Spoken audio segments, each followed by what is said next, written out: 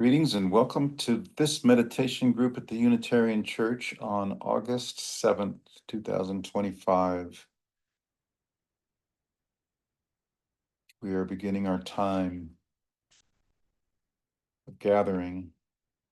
We have been gathering. We read a poem and we discussed it. The poem is called What Life Should Be by Pat A. Fleming,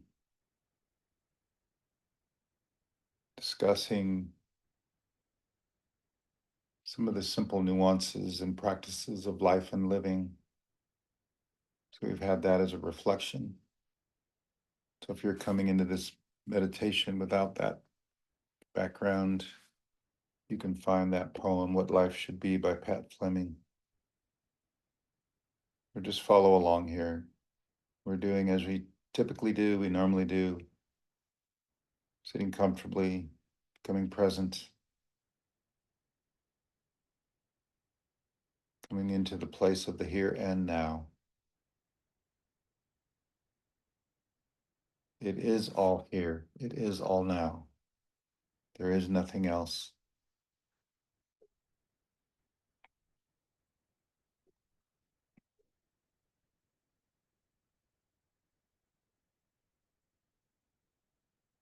Breathing.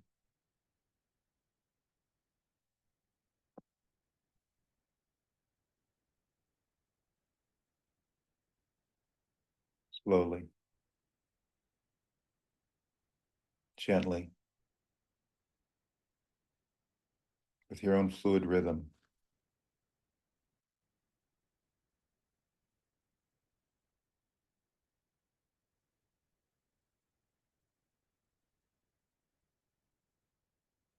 I was going to say, even with a gentleness and a softness until I kick the monitor.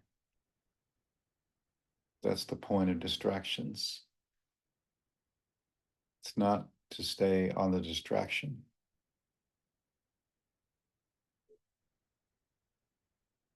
It is to come back to center, to come back to grounding, to come back to alignment. Playing through, as musicians know, even when there is a so-called mistake, even when there's a distraction, even in meditation, a thought, a sensation, a feeling, a memory, a picture, a knowing, a sensing. It's okay. Always just come back. Come back to breath and breathing. Come back to now time. This presentness, this currentness, this singular moment in this present time.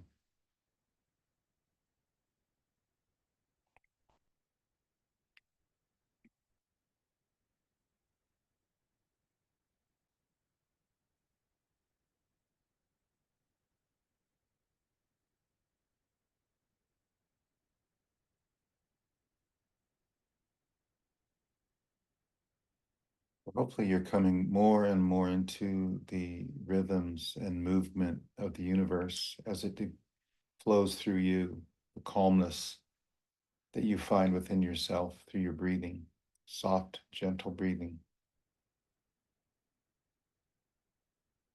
And even as things come up, as you remember things about your life, about your day, about this moment, do it with compassion. Compassion for all that is.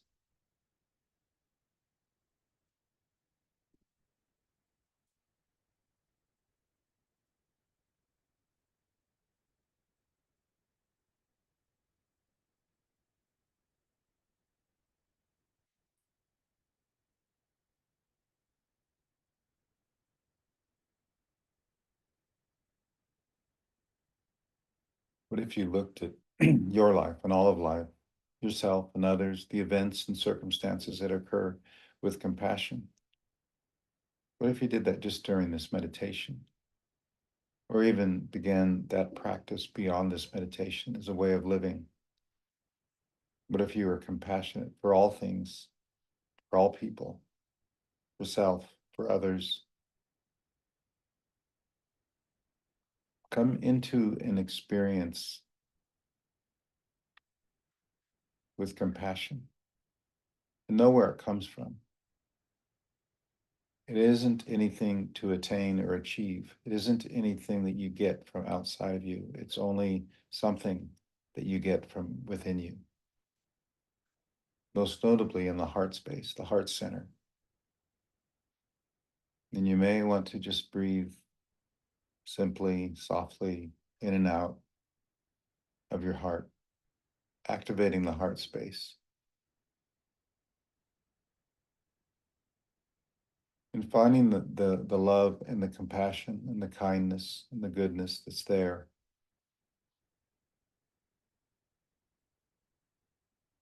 And it's not an achievement to acquire that.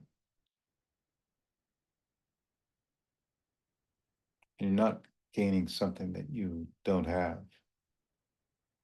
You don't even have to buy it. You just need to come into it with the breath as you breathe softly, gently, slowly, putting your attention on the inside. Let that breath move in through the nose very slowly, down, down until you get to the belly very slowly, and then back up also very slowly. As you come through the heart space with your breath, know that that's where you find your compassion.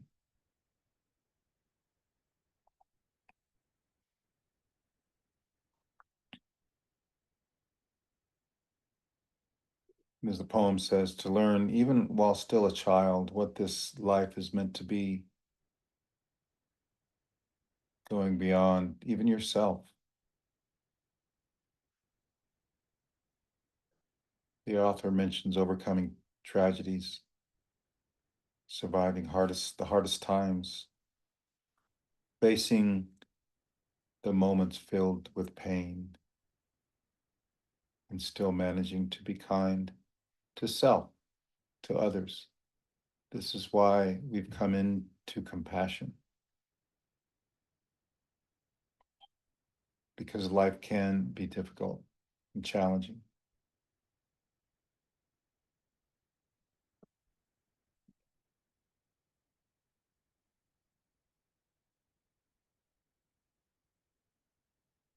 And as the poem says, you may even live for others, to fight for those who can't fight for themselves, always sharing your light, even for those who wander in the darkness, loving them with all your might.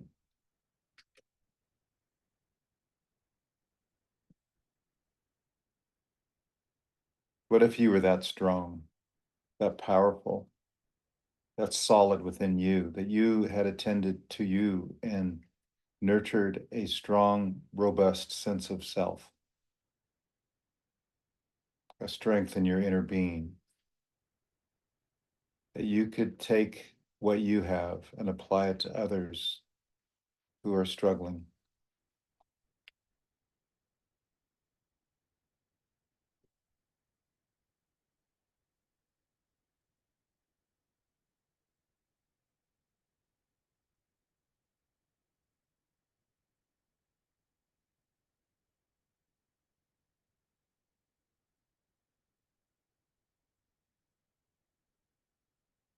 And oftentimes in our meditation times, we aim to grow and strengthen something within ourselves through the meditation, through our discussions, through our studies. But that's all for the purpose too, to extend ourselves outside of ourselves, to be strong enough within, to be able to go outside. And as the poem says, to try to understand the ones that no one cares to know, and allow them to feel some value, even when the world has let them go. Ponder being that person too. Not just caring for you, but also caring for others, self-care and other care. It's valuable, it's needed. Kindness, compassion, to be an anchor, strong and true, to be a person loyal to the end, to be a constant source of hope to all of those around you, sharing your heart and soul,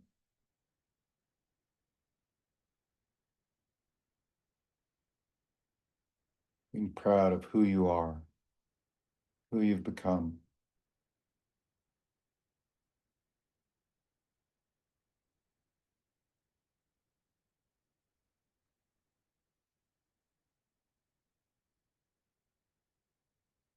This life that you are living, that you've chosen to live, that person that you've tried to be, just settle into that for a moment and be happy for you and all the ways that you have given to yourself and all the ways that you've given to others, making the most of every day,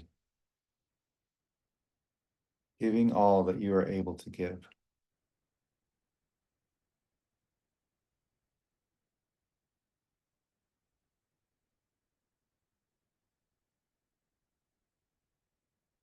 This is just reflection,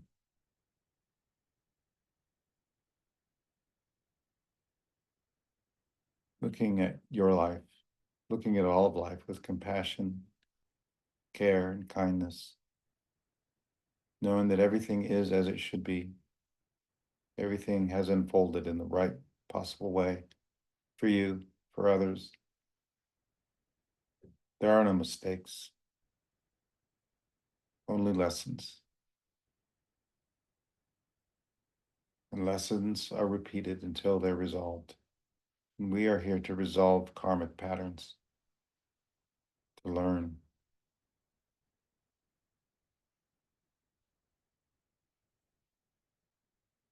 to decipher the messages that have come to us in our bodies and in our souls, in our minds, to learn and grow, to develop and evolve,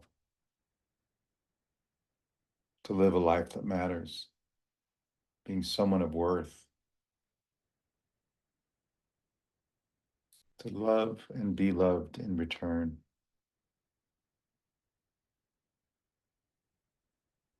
making a mark.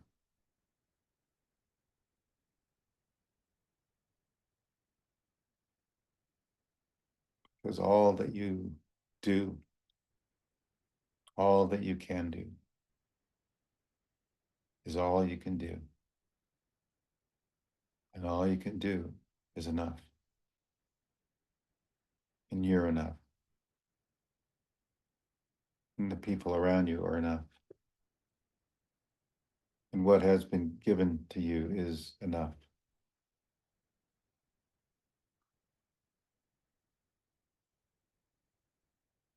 Settle into that sense of adequacy and fullness of you and others and this life that you're living.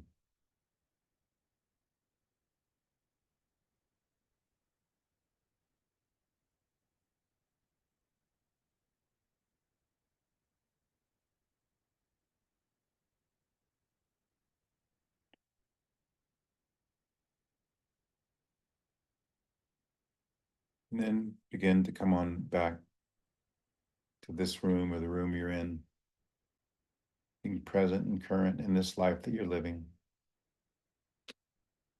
And when you're ready,